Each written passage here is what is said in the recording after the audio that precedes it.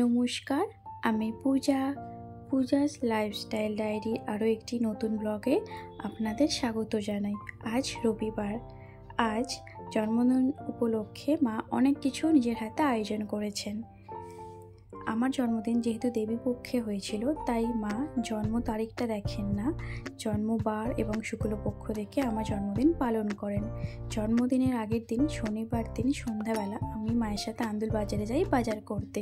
প্রথমে মাছের বাজারে যাই, মা 3 রকম মাছ কেনেন।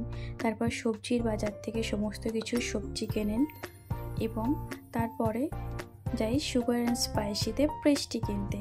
তো পছন্দ মতো কিছু পেস্ট্রি কিনলাম। তারপর মিষ্টির দোকান থেকে পছন্দ মতো 5 রকম মিষ্টি কিনলাম। তারপর বাড়ি চলে এলাম এবং রবিবার দিন সকালবেলা ম্যাগি দিয়ে ব্রেকফাস্ট সারলাম। তারপরে আমার স্টুডেন্টরা বাড়িতে আসে, শুভ পড়ছে, এখানে সোহম সুরাজ ড্রয়িং করছে। মা একা হাতে সমস্ত কিছু আয়োজন করছেন রান্নার। সমস্ত ভাজাভুজিগুলো করে নিচ্ছেন, ডালের জন্য সবজি ভেজে নিচ্ছেন এবং একে একে সমস্ত পদ তিনি নিজের হাতে রান্না করেন আমার জন্য। আমি স্নান করে নতুন জামা পরলাম, তারপর ঠাকুরকে প্রণাম করতে গেলাম এবং মা আমাকে চন্দনের ফোঁটা দিলেন। মা ও বাপিকে প্রণাম করলাম। তারপর মা 5 রকম মিষ্টি, পেস্ট্রি, চকলেট সমস্ত কিছু সাজিয়ে প্রদীপ জেলে শঙ্খ বাজিয়ে আমায় খেতে দিলেন সুন্দর করে আয়োজন করে।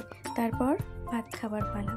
তো এখানে মেনুতে রয়েছে ভাত, লেবু, কলমি শাক ভাজা, করলা ভাজা, আলু ভাজা, পটল ভাজা, চিংড়ি মাছ ভাজা, কাতলা মাছ ভাজা, সবজি, ডাল, চিংড়ি মাছ দিয়ে পালং শাকের ডালনা, ভেটকি মাছের ঝাল, আমড়ার চাটনি, পাঁপড়। আমার জন্মদিনে কিন্তু পায়েস করে না। রাতের মেনুতে ছিল লুচি, পটল ভাজা, মিষ্টি, আলুর তরকারি। আমার এই মিনি ব্লগটি যদি আপনাদের ভালো লেগে থাকে, প্লিজ লাইক করবেন, কমেন্ট করবেন, শেয়ার করবেন, পাশে থাকবেন। ধন্যবাদ।